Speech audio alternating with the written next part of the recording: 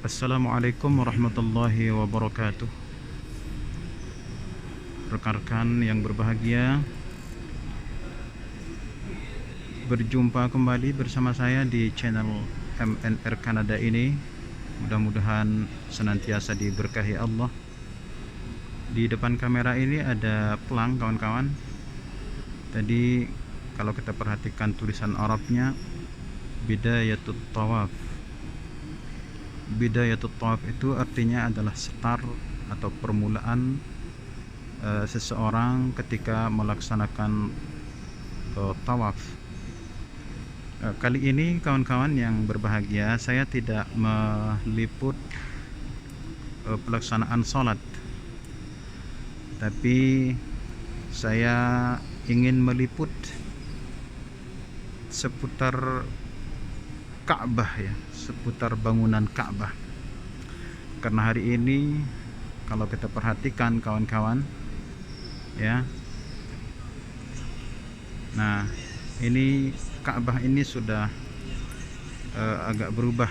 Ada yang berubah, yaitu kelambunya, ya. Ini saya istilahkan dengan ketika Ka'bah berbusana setengah putih, ya. Ketika Ka'bah berbusana setengah putih. Nah, ini kawan-kawan, ini adalah tradisi, ya, dan ini rutin dilakukan menjelang hari H pelaksanaan ibadah haji.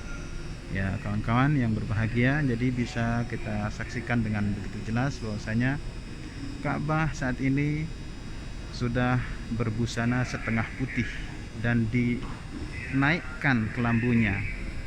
Jadi sudah tidak bisa disentuh. Sudah tidak bisa disentuh oleh tangan. Ya, kawan-kawan, nanti insya Allah kita akan jelaskan sedikit tentang Ka'bah ini. Ya, ini Ka'bah ini setiap sudutnya punya nama masing-masing, kawan-kawan. Dan persis di depan kita ini adalah sudut Hajar Aswad. Kemudian di samping kanannya itu adalah Multazam. Jadi antara pintu Ka'bah dengan sudut Hajar Aswad itu dinamakan dengan Multazam. Multazam merupakan tempat yang sangat mustajabah untuk berdoa. Jadi sekali lagi kawan-kawan, sudut yang berada di depan kita ini, yang sejajar di depan kita ini, di depan kamera ini adalah sudut Hajar Aswad. Adapun di sebelah kirinya itu dinamakan dengan Rukun Yamani atau sudut Yamani. Nah, yang ini kawan-kawan, jadi saya berpindah-pindah tempat, ya, untuk memberikan penjelasan sedikit, kawan-kawan. Tadi kita sudah menjelaskan, menunjukkan salah satu sudut atau dua sudut Hajar Aswad dan sudut rukun atau sudut Yamani atau rukun Yamani. Dan saat ini kita persis berada di hadapan atau sejajar dengan dinding Ka'bah bagian depan, ya. Jadi yang sebelah kirinya itu adalah sudut Hajar Aswad, kemudian Multazam, kemudian pintu Ka'bah, dan di samping kanan sudut itu dinamakan dengan Rukun Iraqi, ya, Rukun Iraqi. Oke kawan-kawan, saya akan terus berpindah dari satu tempat ke tempat yang lain sesuai dengan sejajar dengan apa yang akan saya jelaskan, nama-nama sudut Ka'bah ini. Oke, kita lanjutkan, kawan. Nah, saat ini kita sejajar dengan sudut Iraqi itu tadi, ya, kawan-kawan. Dan di situ ada mizab, pancuran emas. Dan di bawahnya itu dinamakan dengan Hijr Ismail, yang merupakan bagian daripada Ka'bah itu sendiri. Jadi dulu pernah Sayyidah Aisyah radhiyallahu taala anha minta agar bisa melaksanakan salat di dalam Ka'bah, maka Rasulullah sallallahu alaihi wa alihi wasallam memberikan petunjuk kepada beliau untuk melaksanakan sholat di dalam Hijr Ismail, karena Hijr Ismail adalah bagian dari Ka'bah itu sendiri. Ya, oke kawan-kawan, saya terus bergeser lagi. Ada beberapa sudut yang masih belum kita tunjukkan. Nah, ini di depan kamera ini kawan-kawan, saya tidak belum begitu jauh bergeser dari tempat tadi, tapi tidak apa-apa. Saya ingin menjelaskan satu poin di sini kawan-kawan. Yang kita lihat di depan kita ini, di Ka'bah, fisik Ka'bah itu mizab, atau sering kita sebut dengan pancuran emas. Nah,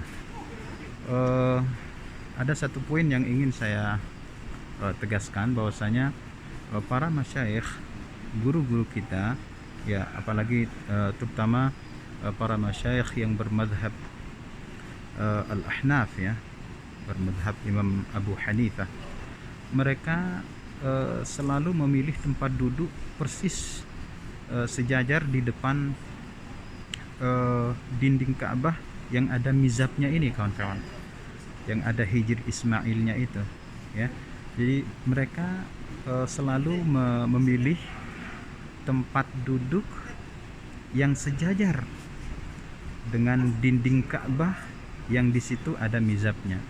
Nah, ini kadang saya bertanya-tanya kenapa, tapi yang terlihat oleh saya pribadi adalah karena mereka tabarrukan, atau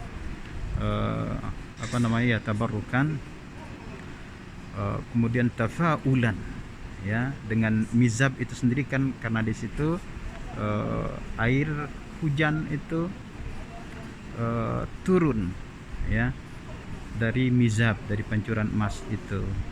Jadi karena air hujan itu merupakan air yang barakah, kemudian Ka'bah itu adalah sesuatu yang barakah juga, jadi di situ ada dua kali lipat keberkahan.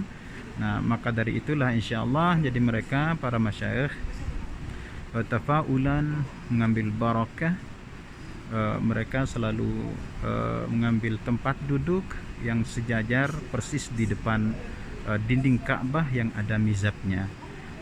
Kira-kira begitu penjelasannya kawan-kawan. Oke, kita lanjut. Ada satu bagian dinding lagi yang belum saya tayangkan, yaitu dinding bagian belakang dari Ka'bah ini, karena tadi kita sudah menayangkan dinding Ka'bah bagian depan itu, ya, antara sudut Hajar Aswad dan sudut Iraqi. Ada satu sudut yang belum saya sebutkan. Oke, kita lanjut kawan-kawan, masih tersisa satu sudut. Adapun di depan kita ini, di depan kamera, yang nampak di depan kamera ada satu sudut, atau bahasa Arabnya itu rukun, yang di sebelah kanannya mizab itu, ya, itulah yang dinamakan dengan rukun Syami kawan-kawan, rukun Syami. Nah, ini saya ingin memperjelas kawan-kawan bahwasanya setelah rukun Syami itu, dinding Ka'bah antara rukun Syami dan kemudian setelahnya itu kalau kita berjalan ke depan lagi dari rukun Syami itu, kita akan menemukan rukun Yamani. Jadi dinding Ka'bah antara rukun Syami dan rukun Yamani itu, nah itulah dinding Ka'bah bagian belakang, ya, dinding Ka'bah bagian belakang. Sekali lagi kawan-kawan, sudut Ka'bah yang nampak di depan kamera ini itu dinamakan dengan rukun Syami. Saya ingin meringkas apa yang tadi sudah sempat saya jabarkan sekelumit. Saya ingin ringkas, dan ini insyaallah akan saya closing di sudut ini, tayangan ini. Pertama tadi saya mulai dari rukun Hajar Aswad, kemudian kita bergeser sedikit ke kanan, itu adalah lokasi yang disebut dengan Multazam. Kemudian kita bergeser ke kanan sedikit, itu adalah pintu Ka'bah. Kemudian kita bergeser kembali sedikit ke arah kanannya, itu adalah rukun Iraqi.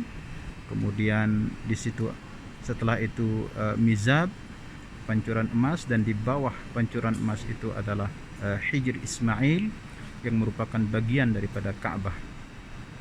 Kemudian kita bergeser ke kanan, itu adalah rukun Syami, dan kemudian dinding antara rukun Syami dan rukun Yamani itu adalah dinding Ka'bah bagian belakang.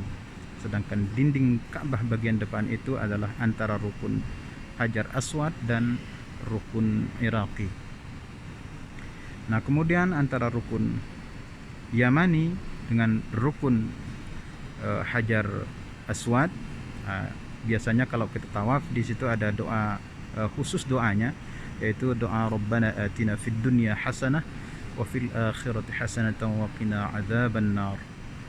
Kemudian informasi yang saya temukan bahwasanya ketika Rasulullah sallallahu alaihi wasallam saat melaksanakan salat, ketika beliau masih berada di tanah suci kota Mekah ini, beliau mengambil posisi di dinding Ka'bah antara rukun Yamani dan Hajar Aswad.